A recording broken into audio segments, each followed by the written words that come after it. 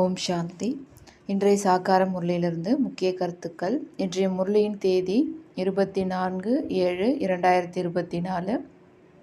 ஸ்ரீபாபா சொல்கிறாரு, இனிமையான குழந்தைகளே, தந்தையிடத்தில் மொத்த வியாபாரம் செய்ய கற்றுக்கொள்ளுங்கள். மொத்த வியாபாரம் என்பது மன்மனாபவ, அல்லாவை நினைவு செய்ய வேண்டும் மற்றும் செய்விக்க வேண்டும். இதுதான் மொத்த வியாபாரம். மற்ற அனைத்தும் சில்லறை வியாபாரம் ஆகும். ஞானம் கொடுக்குறோம், புரிய வைக்கிறோம் அப்படின்னா அது மற்ற சில்லறை வியாபாரம் ரீட்டைலில் போயிடுது. ஆனால் ஹோல்சேல் அப்படின்றது நாமும் பாபாவை நினைவு செய்யணும், மற்றவங்களையும் செய்ய வைக்கணும்.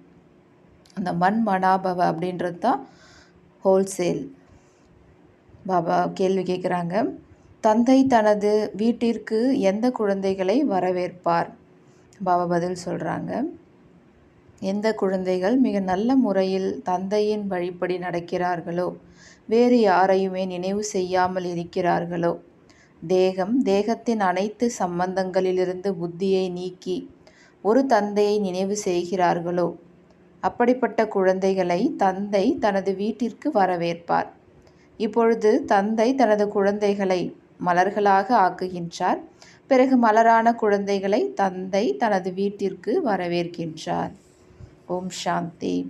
குழந்தைகள் தங்களது தந்தை மற்றும் சாந்தி தாமம் சுகதாமத்தின் நினைவில் அமர வேண்டும். ஆத்மாவானது தந்தையை மட்டுமே நினைவு செய்யணும். இந்த துக்கதாமத்தை மறந்துடணும். தந்தை மற்றும் குழந்தைகளின் இந்த சம்பந்தமானது இனிமையானது. இப்படிப்பட்ட இனிய சம்பந்தம் வேறு எந்த தந்தைக்கும் ஏற்படாது. சம்பந்தமானது முதல்ல தந்தையிடம், பிறகு ஆசிரியரிடம், பிறகுதான் குரு கிட்ட ஏற்படுது. ஆனால் இங்கே இப்போ இந்த மூவருமே ஒருவராக இருக்கிறாரு. இதுவும் புத்தியில் நினைவில் இருந்தால் குஷி ஏற்படும் தானே அப்படின்னு கேட்குறாரு. ஒரே ஒரு தந்தை கிடைச்சிருக்காரு. அவர் ரொம்ப ஈஸியான வழியை சொல்லித்தராரு. நீங்கள் எங்கே வேணாலும் போங்க, ஆனால் புத்தியில் இது மட்டும் நினைவில் இருக்கணும் அப்படின்றார். 3 வார்த்தைகளை நினைவு செய்ய தந்தை சொல்கிறார். உண்மையில் இருக்கிறது ஒரே ஒரு வார்த்தை தான், அப்பாவை நினைவு செய்யணும். அப்பாவை நினைவு செய்யறதின் மூலமாக சாந்திதாமம், வீடு, சுகதாமம், ஆஸ்தி, இது ரெண்டுமே நினைவுக்கு வந்துடுதுன்றார். அப்பா, வீடு, ஆஸ்தி, இது 3 தான் அப்படின்றார். 3 வார்த்தை. அதில் அப்பாவை நினைவு செஞ்சால் மீதி ரெண்டுமே வந்துடும் அப்படின்றார். குழந்தைகளாகிய உங்களது குஷியானது மிகவும் பிரபலமானது. பக்தி மார்க்கத்தில் நீங்கள் அதிக சேவைகளை செய்தீர்கள், ஆனால் செல்லக்கூடிய வழி கிடைக்கவே இல்லை. இப்போ தந்தை மிகவும் எளிய வழியை சொல்கிறாரு. தந்தையாகவும் இருக்கார், ஆசிரியராகவும் இருக்கார். உலகத்தினுடைய முதல் இடை கடைசியினுடைய ஞானத்தை சொல்லித்தரார். வேறு யாருமே இந்த மாதிரி புரிய வைக்க முடியாது அப்படின்றத மட்டும் நினைவு செஞ்சால் கூட போதும் அப்படின்றார். இப்போ வீட்டிற்கு போகணும் அப்படின்னு அப்பா சொல்கிறாரு. பிறகு நீங்கள் முதல்ல சத்தியுகத்துக்கு வருவீங்க. ஆனால் இந்த சீச்சி உலகத்துலேருந்து இப்போ நம்ம போகணும். இங்கே தான் இருக்கிறோம், இருந்தாலும் இப்போ நம்மளுடைய புத்தி இங்கேருந்து எடுத்துடணும். நம்ம இந்த உடலை விட்டு போக வேண்டிய டைம் வந்தாச்சுன்றார். தந்தையும் குஷி அடைகிறார். குழந்தைகளாகிய நீங்கள் அதிக காலமாக தந்தையை அழைச்சிங்க, இப்போ மீண்டும் தந்தையை வரவேற்கிறீங்க. ஃபஸ்ட்டு நம்ம தான் பாபாவை கூப்பிட்டோம், பாபாவை நம்ம இப்போ வெல்கம் பண்ணுறோம். பிறகு பாபா நம்மை மலர்களாக ஆக்கி சாந்தி தாமத்தில் வெல்கம் பண்ணுறேன் அப்படின்றார். மீண்டும் நீங்கள் வரிசைப்படியாக சென்று விடுவீர்கள். எவ்வளோ ஈஸியாக இருக்குது அப்படின்றார். இப்படிப்பட்ட அப்பாவை மறந்துடக்கூடாது. தந்தை மிகவும் இனிமையானவராகவும் வெளிப்படையானவராகவும் இருக்கார். விரிவாக புரிய வைத்தாலும் லாஸ்ட்டில் அல்லாவை நினைவு செய்யுங்க, வேறு யாருமே நினைக்காதீங்க அப்படின்னு தான் சொல்கிறார். எவ்வளோ விஷயங்கள் சொன்னாலும் கடைசியில் ஒரே ஒரு தந்தையாகிய என்னை மட்டுமே நினைவு செய்யுங்க போதும் அப்படின்றார். நீங்கள் பல பிறப்புகளில் ஒரு நாயகனுக்கு நாயகியாக இருக்கிறீங்க. பாபா, நீங்கள் வந்துட்டீங்கன்னா நாங்கள் உங்களுடையவர்களாகவோ இருப்போம் அப்படின்னு நீங்கள் தான் பாடி வந்தீங்க. இப்போ அவர் வந்திருக்காரு அப்படின்னும்பொழுது நீங்கள் அவருடையவராகத்தானே ஆகணும் அப்படின்னு கேட்குறார். நிச்சய புத்தி உள்ளவர்கள் வெற்றி அடைகிறார்கள். நிச்சய புத்தி தான் விஜயந்தி. அவர் மேலே முழுமையாக நம்பிக்கை இருக்கணும், நிச்சயம் இருக்கணும். அவர் சொல்லிக் கொடுக்கக்கூடிய இந்த படைப்பின் மேலேயும் நிச்சயம் இருக்கணுன்றார். இப்போ நீங்கள் பிராமணராக ஆகுறீங்க, ராவணன் மீது வெற்றி அடைகிறீங்க. ராமராஜ்யத்தின் மீது உங்களுக்கு உரிமை இருக்குன்றார். ஏன்னா நீங்கள் அப்பாவை தெரிஞ்சுக்கிறீங்க, அதனால் உங்கள் ராமராஜ்யத்தின் உரிமை உங்களுக்கு கிடைச்சிடுது அப்படின்றார். மற்றபடி உயர்ந்த பதவி அடைவதற்கு நீங்கள் முயற்சி செய்யணும் அப்படின்றார். அப்பாவை தெரிஞ்சுக்கிறதுனால ராமராஜ்யத்துக்கு போகிறதுக்கு உரிமை கிடைச்சிடுது, பட் உயர்ந்த பதவிக்கு நீங்கள் முயற்சி புருஷார்த்தம் பண்ணணுன்றார். வெற்றி மாலையில் வர வேண்டும். வெற்றி மாலை பெரிதாக இருக்கின்றது. ராஜா ஆகின்ற பொழுது அனைத்தும் கிடைக்கும். தாசதாசிகள் அனைவரும் வரிசை கிரமமாக உருவாகின்றனர். ராஜா ராணி எதை சாப்பிட்றாங்களோ, பண்டாராவில் எது சமைக்கப்படுதோ அவை அனைத்தும் தாசதாசிகளுக்கும் கிடைக்கும். அதனை தான் 36 வகையான உணவுன்னு சொல்லப்படுது. ராஜாக்களை பதம்பதி என்று கூறப்படுகின்றது. பிரஜைகளை பதம்பதின்னு சொல்கிறது கிடையாது. ஆனால் அங்கே செல்வத்தில் எந்த குறையும் இருக்காது, பதவியில் மட்டும் வித்தியாசம் இருக்குன்றார். ஆனால் இந்த அடையாளம் தேவதைகளுக்கு இருக்கின்றது. எந்த அளவுக்கு நீங்கள் நினைவு செய்கிறீங்களோ அந்த அளவுக்கு சூரிய வம்சத்துக்கு வருவீங்க. புது உலகில் வரணும் தானே அப்படின்னு கேட்குறார் பாபா. மகாராஜா மகாராணிகளாக ஆக வேண்டும். நரன்லேருந்து நாராயணன் ஆவதற்கான ஞானத்தை அப்பா தான் கொடுக்குறாரு. இதைத்தான் ராஜயோகம்னு சொல்லப்படுது. மற்றபடி பக்தி மார்க்கத்தின் சாஸ்திரங்களையும் எல்லாரையும் விட அதிகமாக நீங்கள் தான் படிச்சிருக்கீங்க அப்படின்றார். அதனுடைய பலனாக தான் இப்போ நமக்கு அப்பா கிடச்சிருக்காரு, ஞானம் கொடுக்குறாரு, சொர்க்கத்தினுடைய ஆஸ்தி தராரு.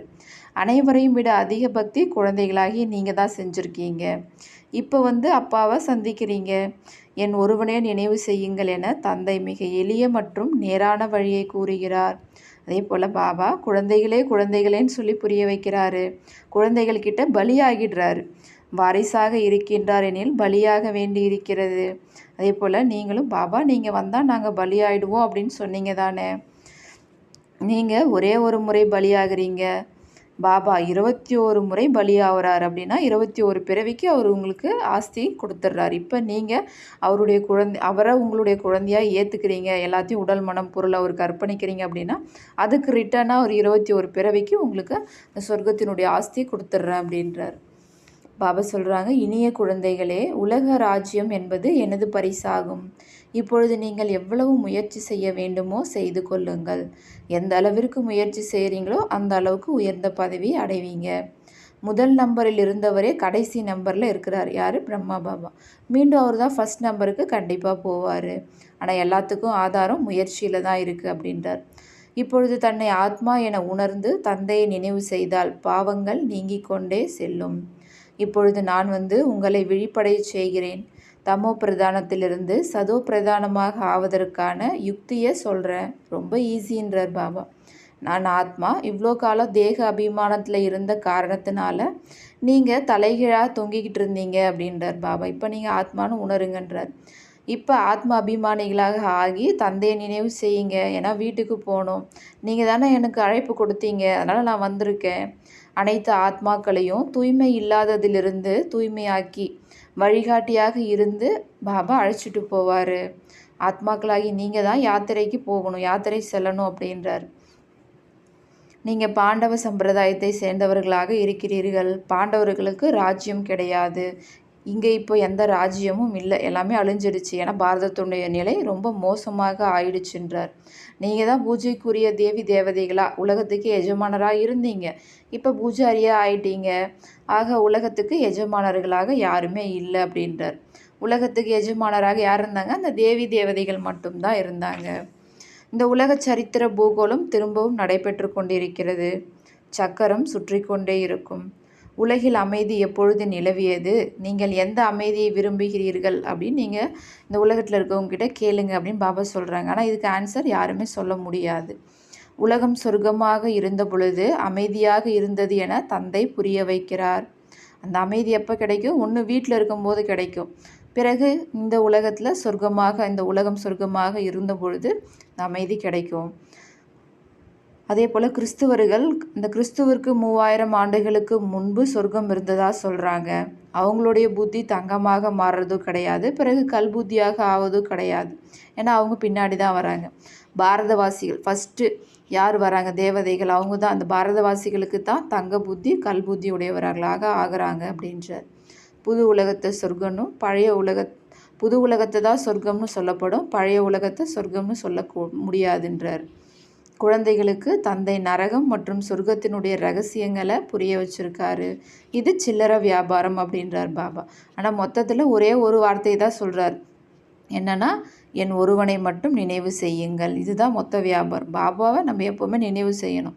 அதுதான் ஹோல்சேல் வியாபாரம் அப்படின்றார். குழந்தைகளுக்கு தந்தை உண்மையிலும் உண்மையான கதையை சொல்கிறாரு.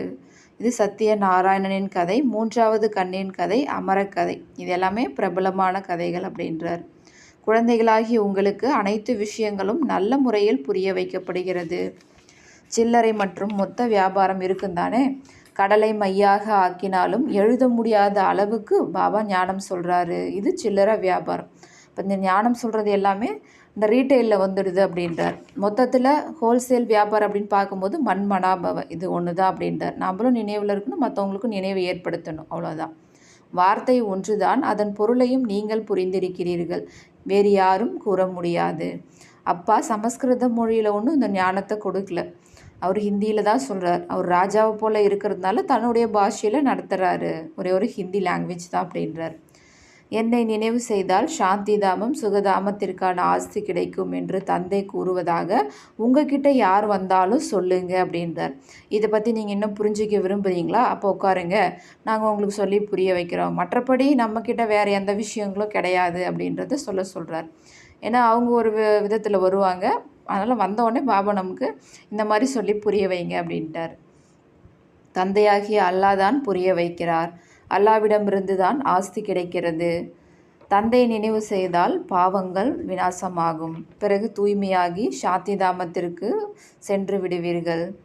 சாந்தி தேவனே அப்படின்னு சொல்கிறாங்க. ஏன்னா தந்தை தான் சாந்தி கடலாக இருக்கிறார் அப்படின்னும் பொழுது அவரை தான் பக்தியிலையும் நினைவு செய்கிறாங்க. சொர்க்கத்தை ஸ்தாபனை செய்யக்கூடிய தந்தை இங்கு தான் இருக்கிறார். சூட்ச்ம வதனத்தில் எதுவும் கிடையாது, அங்கே காட்சிகள் தான் ஏற்படும். எப்படின்னா நம்ம ஃபரிஸ்தாவாக இந்த மாதிரி மாறணும் அப்படின்னு அங்கே போய் பார்ப்போமே தவிர, ஆனால் அதுக்கான முயற்சி எஃபர்ட் எல்லாம் போட வேண்டியது இங்கே இந்த சாக்கார உலகத்தில் தான். இங்கேருந்து தான் நம்ம அந்த சம்பூர்ண நிலை அடையணும், ஃபரிஸ்தாவாக முயற்சி செஞ்சு அப்படின்றார். ஃபரிஸ்தாவாக ஆகி பிறகு வீட்டிற்கு சென்று விடுவோம். ராஜ்யத்திற்கான ஆஸ்தி தந்தையிடமிருந்து கிடைக்கிறது. தந்தையை தவிர வேறு யாரையும் கடல்னு சொல்ல முடியாது. ஞானக்கடலான தந்தை ஒருவர் தான். அனைவருக்கும் சத்கதி அவர் தான் கொடுக்குறாரு. நான் தான் உங்களது தந்தை ஆசிரியர் குருவாக இருந்து உங்களுக்கு சத்கதியை கொடுக்குறேன் அப்படின்னு அப்பா சொல்கிறாரு. பிறகு உங்களை துர்கதியாக ஆக்கக்கூடியது யார் அப்படின்னு பாபா கேட்குறாங்க. யார் ஆக்கிறது? துர்கதி கொண்டு வரது யார்? ராவணன். இது துர்கதி மற்றும் சத்கதிக்கான விளையாட்டு அப்படின்னு சொல்கிறார் பாபா. இதை யாராவது கேட்டாங்கன்னா குழப்பம் அடைகிறாங்க அப்படின்றார். யாராவது குழப்பம் அடைகிறாங்க அப்படின்னா நீங்கள் அவங்கக்கிட்ட கூட கேட்கலாம். பக்தி மார்க்கத்தில் நிறைய கொஷின்ஸ்லாம் கேட்குறாங்க இல்லைங்களா? ஆனால் ஞான மார்க்கத்தில் இந்த கொஷின்ஸ்க்கான விஷயம் கிடையாது அப்படின்றார். இந்த தேவி தேவதா தர்மம் அதிக சுகத்தை கொடுக்கக்கூடியது என தந்தை கூறுகிறார். பிறகு இந்த துக்கம் இருக்காது. தந்தை உங்களை எவ்வளோ புத்திசாலிகளாக ஆக்குறாரு. புத்திசாலினா இந்த லக்ஷ்மி நாராயணர். இந்த லக்ஷ்மி நாராயணர் தான் புத்திசாலிகளாக இருக்கிறாங்க. ஏன்னா அவங்களுக்கு அங்கே சத்தியுகத்தில் அறிவுரைகள் சொல்லக்கூடிய அளவுக்கு அந்த மந்திரிகள்லாம் இருக்க மாட்டாங்க. அந்த அளவுக்கு பாபா இங்கே அவங்கள ஃபுல்ஃபில்லாக ஆக்கிட்டு நம்மளை அந்த ஸ்டேஜுக்கு கொண்டு போய்டுறாரு. அதனால தான் பாபா புத்திசாலிகளுக்கு யாருமே புத்திமதி சொல்லக்கூடிய அளவுக்கு, அறிவுரை சொல்லக்கூடிய அளவுக்கு அங்கே மனிதர்கள் இருக்க மாட்டாங்க, மந்திரிகள்லாம். அந்த மாதிரி இப்போ பாபா நம்மளை மாற்றிட்டு இருக்கார். அதனால தான் உலகத்துக்கே எஜமானர்களாக அவங்க இருந்தாங்க. புத்தியற்றவர்கள் உலகிற்கு எஜமானர்களாக ஆக முடியாது. முதல்ல நீங்கள் முள்ளாக இருந்தீங்க, இப்போ மலர்களாக ஆகிட்டு இருக்கீங்க. அதனால தான் பாபாவும் ரோஜா மலரை கொண்டு வரார். ஒரு சாம்பிளுக்கு எடுத்துகிட்டு வந்து காண்பிப்பார் பாபா. தோட்டத்திலேருந்து நிறைய வெரைட்டிஸ் ஆஃப் ஃப்ளவர்ஸ் எடுத்துகிட்டு வந்து எல்லோரும் முன்னாடி வச்சு காமிப்பார். நேச்சுரல் ஃப்ளவர் அதை சொல்கிறார் பாபா, நீங்கள் இந்த மாதிரி மலராக ஆகணும் அப்படின்ட்டு. தான் வந்து மலர்கள் நிறைந்த தோட்டத்தை உருவாக்குகிறார். பிறகு இந்த ராவணன் முட்கள் நிறைந்த காடாக ஆக்குவதற்காக வருகிறார். எவ்வளோ தெளிவாக இருக்குது, இதையெல்லாம் நீங்கள் சிந்திச்சு பார்க்கணும் அப்படின்றார் பாபா. ஒருவரை நினைவு செய்வதன் மூலம் அனைத்தும் வந்துவிடுகிறது. தந்தையிடமிருந்து ஆஸ்தி கிடைக்கிறது. இது மிக உயர்ந்த செல்வமாகும். அமைதிக்கான ஆஸ்தியும் கிடைக்கின்றது. ஏன்னா அவர் தான் சாந்தியினுடைய கடலாக இருக்கார். லௌகீக தந்தைக்கெல்லாம் இப்படிப்பட்ட மகிமை ஒருபோதும் செய்ய மாட்டாங்க. ஸ்ரீகிருஷ்ணர் எல்லாருக்குமே பிடிச்சமானவராக இருக்கார். ஏன்னா அவருடைய பிறப்பு தான் ஃபஸ்ட்டு ஏற்படுது. அதனால தான் எல்லாருமே அவர் மீது அதிக அன்பு செலுத்துகிறாங்க. தந்தையும் பக்கா வியாபாரியாக இருக்கிறாரு. மிகச்சிலரே இப்படிப்பட்ட வியாபாரம் செய்ய முடியும் அப்படின்றார். மொத்த வியாபாரிகளாக ஆவது கொஞ்சம் பேர் தான். நீங்கள் மொத்த வியாபாரிகள் தானே அப்படின்னு பாபா கேட்குறாங்க. தந்தையை நினைவு செய்து கொண்டே இருக்கின்றீர்கள். சிலர் சில்லறை வியாபாரம் செய்து பிறகு மறந்து விடுகின்றனர். அகில பாபா சொல்கிறாங்க, நீங்கள் நிரந்தரமாக நினைவு செஞ்சுக்கிட்டே இருங்க. ஆஸ்தி கிடைத்து விட்டால் பிறகு நினைவு செய்ய வேண்டிய அவசியமே இருக்காது. இப்போ இப்போ இதுக்கு ஒரு எக்ஸாம்பிள் பிரம்மா பாபா சொல்கிறார். எப்படி லௌகீக சம்பந்தத்தில் அப்பாவுக்கு வயசாயிடுச்சு அப்படின்னா அந்த அப்பா கிட்டேருந்து குழந்தைக்கு ஆஸ்தி கிடச்சிரும். ஒரு சிலர் அதுக்கப்புறம் கூட அந்த அப்பா அம்மாவை பார்த்துக்குவாங்க, ஆனால் ஒரு சிலர் விட்டுருவாங்க. அந்த மாதிரி ஒரு உதாரணத்தை சொல்கிறார். இப்போ நீங்கள் சிவபாபாவை நினைவு செஞ்சீங்க அப்படின்னா அவர்கிட்டருந்து உங்களுக்கு ஆஸ்தி கிடைக்கும். அதுக்கப்புறமா நீங்கள் சத்தியுகத்தில் அவரை நினைவு செய்ய வேண்டிய அவசியம் இருக்காது அப்படின்றார். அதனால தான் பாபா இந்த அனுபவி ரதத்தை நான் தேர்ந்தெடுத்திருக்கேன் அப்படின்றார். நாடகப்படி இவர் ஒருவர் மட்டும்தான் என்னுடைய ரதம் அப்படின்றார் பாபா. இதனை ஒருபொழுதும் மாற்ற முடியாது. நாடகம் உருவாக்கப்பட்டிருக்கின்றது, இதில் ஒருபொழுதும் மாற்றம் ஏற்படவும் முடியாதுன்றார். மண்மனாபவ என்பதில் எல்லாமே வந்துடுதுன்றார். இது மிகப்பெரிய பொக்கிஷம். இதன் மூலம் புத்தி என்ற பையை நிறைக்கின்றீர்கள். அழிவற்ற ஞான ரத்தினம் ஒவ்வொன்றும் ₹1,00,000 போன்றதாகும். இதன் மூலயமா நீங்கள் பல மடங்கு பாக்கியசாலிகளாக ஆகிறீங்க. குஷி மற்றும் குஷியற்ற நிலை, இது இரண்டிலிருந்தும் தந்தை விடுபட்டவராக இருக்கின்றார். சாட்சியாக இருந்து நாடகத்தை பார்த்துக்கிட்டே இருக்காரு. நீங்கள் நடிப்பு நடிச்சுக்கிட்டே இருக்கீங்க. நான் நடிப்பு நடித்தாலும் சாட்சியாக இருக்கேன், பிறப்பு இறப்பில் வர்றது கிடையாதுன்னு பாபா சொல்கிறாங்க. வேறு யாரும் இதிலிருந்து விடுபட முடியாது, மோட்சம் அடைய முடியாது. எனக்கு பிறவியே வேணாம், நான் அங்கேயே இருந்துடுறேன், யாருக்கும் அந்த மாதிரி கிடையாதுன்ட்டார். உருவாக்கப்பட்ட அழிவற்ற நாடகம் ஆகும். இது ஏற்கனவே உருவாக்கப்பட்டது அழிவற்ற நாடகம், இதுவும் அதிசயமானது அப்படின்ட்டார் பாபா. நல்லது. இனிமையிலும் இனிமையான செல்ல குழந்தைகளுக்கு தாய் தந்தை பாப் தாதாவின் உயிருடன் கலந்த இதயத்தில் அன்பான சேவாதாரி குழந்தைகளுக்கு வரிசை கிரமமாக முயற்சியின்படி அன்பு நினைவுகள் மற்றும் காலை வணக்கம். ஆன்மீக குழந்தைகளுக்கு ஆன்மீக தந்தையின் நமஸ்காரம். ஆன்மீக தந்தைக்கு ஆன்மீக குழந்தையின் நமஸ்காரம். தாரணைக்கான முக்கிய சாரம். முதல் பாயிண்ட், குழந்தைகளிடத்தில் தந்தை பலியாகி விடுவது போன்று உடல் மனம் பொருள் மூலமாக ஒரு தந்தையிடத்தில் முழுமையாக பலியாகி 21 பிறவிகளுக்கான ஆஸ்தி அடைய வேண்டும். பாபா ரெண்டாவது பாயிண்ட் சொல்கிறாங்க, பாபா கொடுக்கின்ற அழிவற்ற விலை மதிக்க முடியாத பொக்கிஷங்களால் தனது புத்தி என்ற பையில் சதா நிறைத்து வைத்திருக்க வேண்டும். நான் பல மடங்கு பாக்கியசாலியாக இருக்கின்றேன் என்ற குஷி மற்றும் போதையில் இருக்க வேண்டும். பாபா வரதானம் தராங்க. பிராமண வாழ்க்கையின் சொத்து மற்றும் ஆளுமை தன்மையை அனுபவம் செய்து மற்றும் செய்ய வைக்கும் விசேஷ ஆத்மா ஆவீர்களாக. பிராமண வாழ்க்கையின் சொத்து எதுனா திருப்தி, மற்றும் ஆளுமை தன்மை பர்சனாலிட்டி எதுனா மகிழ்ச்சி. இதை நாமும் அனுபவம் செய்யணும், மற்றவங்களையும் செய்ய வைக்கணும். அவங்க தான் விசேஷ ஆத்மா அப்படின்றார் பாபா. விளக்கம் சொல்கிறாரு. பிராமணன் ஆவதே மிகப்பெரிய பாக்கியம் என்பதை பாப் தாதா அனைத்து பிராமண குழந்தைகளுக்கு நினைவூட்டுகின்றார். ஆனால் பிராமண வாழ்க்கையின் ஆஸ்தி சொத்து திருப்தியாகும். மேலும் பிராமண வாழ்க்கையின் ஆளுமைத்தன்மை மகிழ்ச்சியாகும். இந்த அனுபவத்திலிருந்து ஒருபோதும் வஞ்சிக்கப்பட்டு இருக்கக்கூடாது. அதிகாரியாக இருங்கள். எப்பொழுது வள்ளல் வரதாதா, அதாவது வரங்களை தருபவர், திறந்த மனதுடன் பிராப்தியின் பொக்கிஷங்களை தருகின்றார். எனவே அதை அனுபவத்தில் கொண்டு வாருங்கள் மற்றும் மற்றவர்களையும் அனுபவியாக்குங்கள். அப்பொழுதுதான் விசேஷ ஆத்மா என சொல்லப்படுவீர்கள். ஸ்லோகன்: கடைசி நேரத்தை யோசிப்பதற்கு பதிலாக கடைசி நிலையை யோசனை செய்யுங்கள். லாஸ்ட் டைம் என்ன நடக்குமோ எப்படி இருக்குமோ அதை திங்க் பண்ணுறதுக்கு பதிலாக நம்முடைய ஸ்திதி எப்படி இருக்கணும் அப்படின்ற விஷயத்தை பற்றி திங்க் பண்ணுங்க அப்படின்றார் பாபா. அச்சா. ஓம் சாந்தி.